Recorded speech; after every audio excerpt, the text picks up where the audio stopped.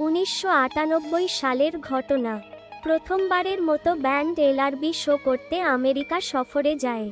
Show শেষে ব্যান্ডের অন্য সদস্যদের নিয়ে আইয়ুব বাচ্চু যান নিউ ইয়র্কের গিটার সেন্টারে। শো কেসে থাকা গিটারগুলো নেড়েচেড়ে দেখছেন বাচ্চু। হঠাৎ আইভানেজ গিটারের ওপর চোখ পড়ল তার। কাচের বাক্সে বন্দি দুর্দান্ত এক গিটার। সব ম্যানেজারকে এই গিটারের ব্যাপারে জিজ্ঞেস করতেই লোকটি আইয়ুব বাচ্চুর দিকে ভালো করে তাকালো। জিজ্ঞেস করল, দেশ কোথায়? বাংলাদেশ। এই গিটার তোমার মতো বাংলাদেশির জন্য নয়।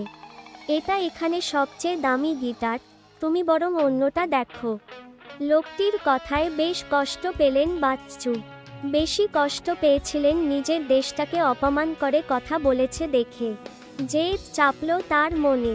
তিনি ম্যানেজারকে অনুরোধ করে বলেন, গিটারটি একবার দেখার সুযোগ দাও আমাকে।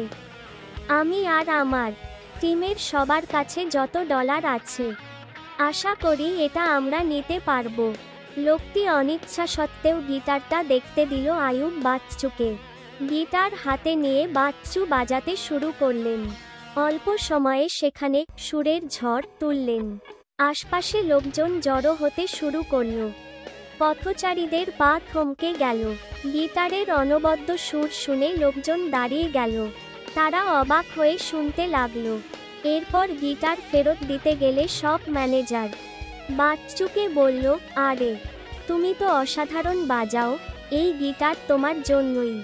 আমি 50% ডিসকাউন্টে এটি তোমাকে দিয়ে দেব। আইয়ুব বাচ্চু বিনয়ের সঙ্গে বললেন, এটা তুমি আমাকে বিনে পয়সায় দিলেও আমি আর নেব না, কারণ তুমি আমার দেশকে অপমান করেছো।